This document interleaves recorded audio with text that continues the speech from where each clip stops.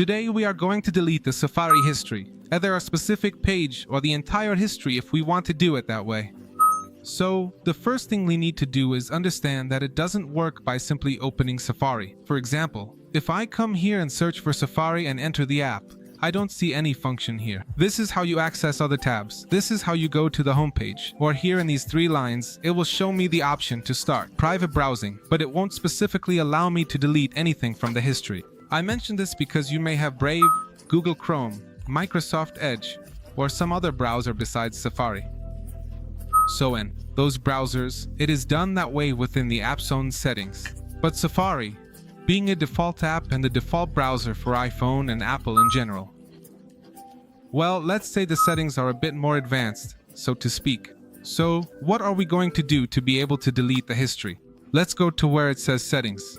And once we are here in Settings, we will scroll down and look for the Safari app. It will simply be more or less in the middle. However, if you don't see it here, keep scrolling until you find where it appears. Remember that this is organized by default. So just go and search for the word Safari and let's click there.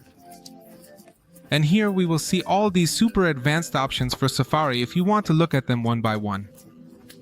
Now, while we're here, what we need to do is scroll down until we find an option called Clear History and Website Data. Here, I will explain what happens. We can delete the history, but only by date. That is, if I choose the last hour and clear the history, all the websites I visited in the last hour through Safari will be deleted. The same goes for today, which would be 24 hours. Let's say today and yesterday would be 48 hours, or directly all the history, meaning all the history of the web pages I have visited within Safari will be deleted. One recommendation is to select the option to close all tabs and enable it so that everything is deleted at once, and at the same time, all the tabs we have open are closed. However, if what we want to do is delete a specific page, a particular page that we don't want to lose all our history but want to delete something specific, we will do the following. We simply close it there. But in this same Safari settings, we will scroll down to where it says Advanced, and here we actually find many other options. If you want, you can review them, but what interests us is right at the top, the first thing that says Website Data. Here, we will see the history of all the pages we have viewed. Obviously, to delete a specific page, we need to know which page it is.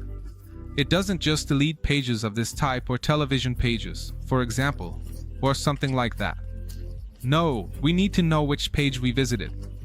And if we don't know which specific page it is, we simply come here where it says Show All Sites.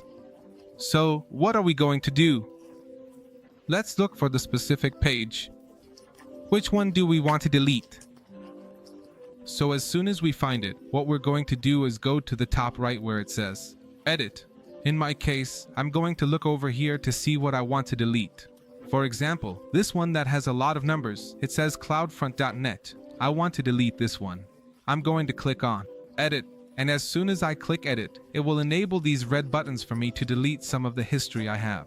So, for example, I'm going to click the red minus sign next to the one I mentioned, cloudfront.net, and it tells me the following. As soon as I click it, the delete button appears on the right.